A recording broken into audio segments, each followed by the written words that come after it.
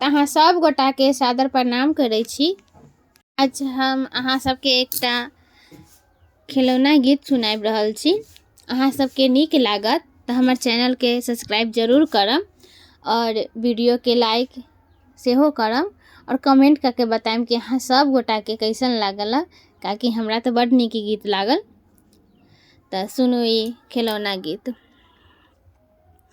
नचैती एली ए ननदी भैया के आंगन माँ, नचैती एली ए ननदी बाबा के आंगन माँ, बाबा के आंगन माँ हे भैया के आंगन माँ, बाबा के आंगन माँ हे भैया के आंगन माँ, नचैती एली ननदी भैया के आंगन माँ, नचैती एली ननदी बाबा के आंगन माँ।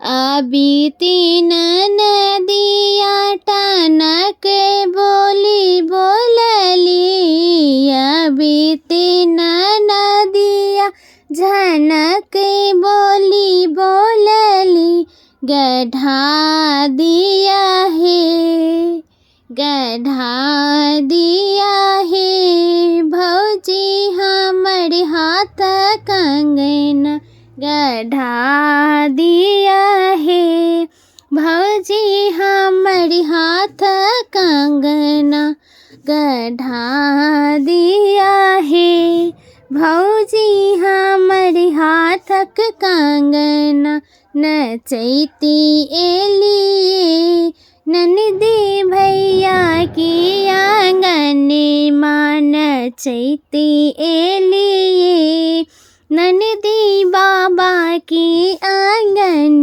माँ।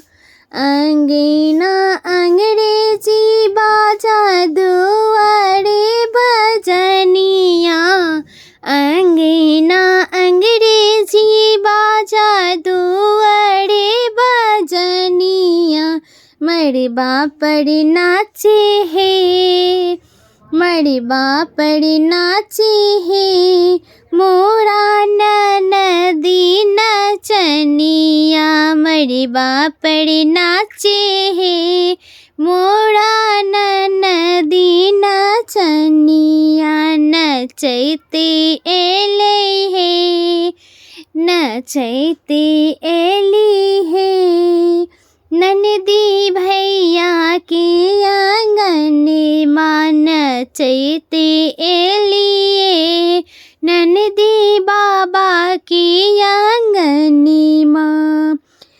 टोल लागल साड़ी देलियन हाथ कंगना, गोटा लागल साड़ी देलियन हाथक कंगना, लटकल छैने हे, लटकल छैने हे हमर ननदी के घोगेबा, लटकल छैने हे हमर ननदी के घोगेबा, लटकल छैने हे हमर ननदी के घोगेबा, नचैती एली ननदी भैया के आंगन माँ, नचैती एली ननदी बाबा की आंगन